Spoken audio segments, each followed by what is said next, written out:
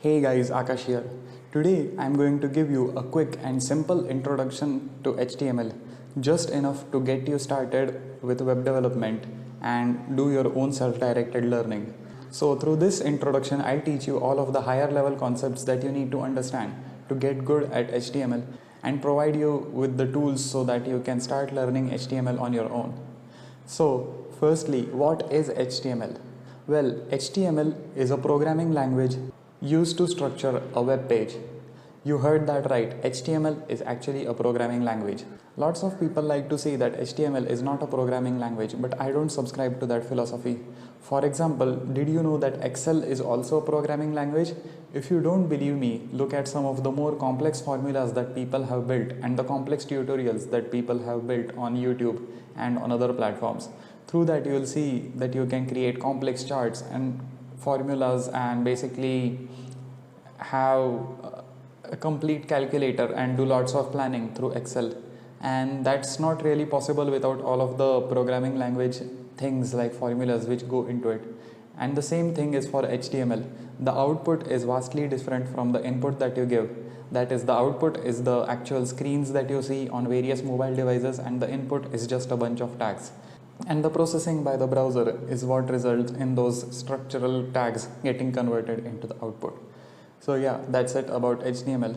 So firstly, we need to understand the structure of HTML tags. HTML tags basically consist of a name followed by a bunch of attributes.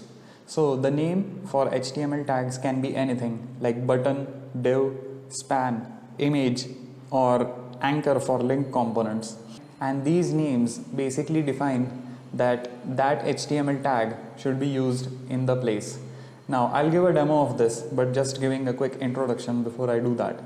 And about attributes, attributes are basically customization parameters that you give to your HTML tags to have some custom behavior. For example, on button you can give a type parameter to customize the type of button that you want. You can give a align parameter or attribute in this case to your div or span to have it aligned to a certain part of your web page. And there are other tags like form which accept on submit or a method attribute which defines what the form should do when you submit it. Now that was all about the name and attributes of tags, which basically consist most of what HTML is. Now the other cool part about HTML is that you can nest HTML tags inside of each other. So there's this tag called a div tag, which basically allows you to have data be presented on a new line. And there's a span tag which you use whenever you want some data to be present inline. So if you use multiple span tags inside the div tag, you can basically have multiple data points inline in a separate line. And if you have multiple such divs, you can basically have a new line for each of your data point. Now there are other tags like p tags which automatically create a new line for you, but for the rest you generally have to create a new line yourself. So there's one tag called br which allows you to create a new line wherever you want, and there's a separate tag called hr which creates a horizontal line which acts as a separator between two sections. Now this was all about the various tags there are in HTML, and the last part, the third part, is about semantic HTML. Semantic HTML basically says that each of your HTML tags should be used based on its semantic property.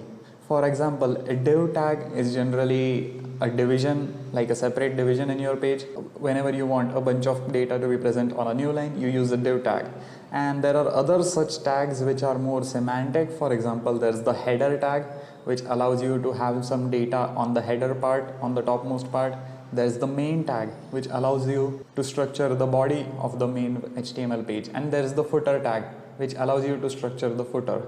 These tags are also important because it helps people with screen readers, that is, people who might use accessibility devices, to go through your web page properly and without having multiple issues. You can also check for accessibility scores in Lighthouse in Chrome, but I'll also teach you that later. But right now, you need to understand that HTML tags need to be used in their proper place and for their proper value. For example, if you want to have a clickable element on your HTML page, you use a button. You don't use a div and then try to change it to act like a button. You use a button there. And there are other things like that which you can find online and are also linked to in the description below. So that was it for the simple introduction, guys. If you want me to go through and create a HTML page myself and show you how you can do that, please comment below so that I will do that. I'm thinking of creating the Google home page because that seems like a fun thing to do, so do let me know. Thank you guys. I'll see you next time where I'll introduce CSS and other things. And be sure to follow me on Twitter at @thewritingdev and check a list of project ideas that I've given in the description below. Thanks guys, and see you next time.